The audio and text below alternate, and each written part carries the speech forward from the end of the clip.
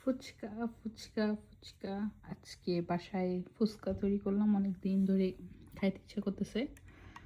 তাই আজকে তৈরি করলাম। বাইরে অনেক বৃষ্টি হইতেছে। এটা আমি তেঁতুলের শুধু টক রাখছি। আর এটা টক দই দিয়ে করছি। অনেক দিন পর খাইতেছি ফুচকা।